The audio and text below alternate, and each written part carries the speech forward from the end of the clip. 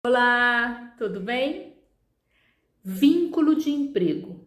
Quando eu preciso registrar o meu empregado e quando não é uma relação de emprego. Esse é o assunto do dia, um assunto polêmico.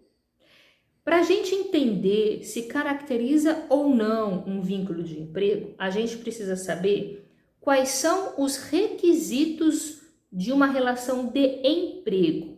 Uma relação que vai gerar um vínculo que vai ter que fazer o registro na carteira. Então, a legislação traz alguns requisitos, a jurisprudência também. Então, quais são os requisitos essenciais para que gere essa obrigação de ter que registrar a pessoa lá na carteira de trabalho? É pessoalidade, onerosidade, subordinação e não eventualidade. O que é tudo isso? Vamos começar pela pessoalidade. Pessoalidade é quando a relação é patrão e empregado específico, tá? Esse empregado não pode ficar sendo substituído por outro. Então, é uma relação pessoal, de pessoalidade. Onerosidade e pagamento de salário. Todo mês eu pago o salário, faltou e não justificou a falta, eu desconto do salário, ou chegou atrasado ou saiu mais cedo, eu desconto as horas do salário da pessoa. Essa é a onerosidade.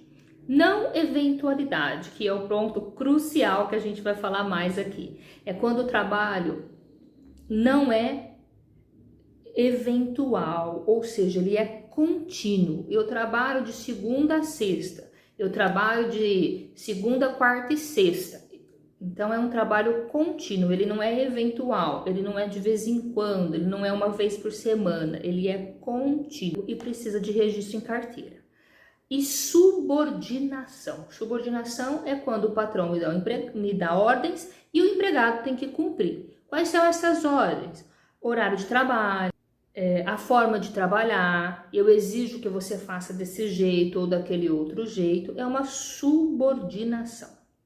Então vamos lá, você deve estar pensando aí na sua casa, Fernanda, mas eu tenho um empregado doméstico, eu tenho uma faxineira, uma diarista aqui. Então assim, a relação do empregado doméstico é um pouquinho diferente, tá? Porque ele é uma relação mais íntima entre patrão e empregado. Então, a faxineira que trabalha na minha casa uma vez por semana, ela normalmente não vai gerar um vínculo de emprego nos tribunais, tá? Às vezes, quando é 3 vezes na semana, tem tribunal que entende que gera um vínculo de emprego por caracterizar exatamente o trabalho contínuo.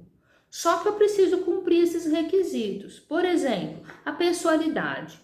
Aí a Maria não pode trabalhar lá em casa essa semana, eu posso ligar para Joana, para Sebastiana, para substituir ela aí, não preciso dela aqui toda semana, eu posso chamar outras pessoas para isso, tá? A onerosidade, eu pago por dia. Se ela foi trabalhar, ótimo, ela recebe a diária dela. Se ela não foi trabalhar, ela não recebe aquele dia, né? Não tem um desconto do salário dela, eu não exijo que ela me apresente um atestado, essas coisas assim, tá?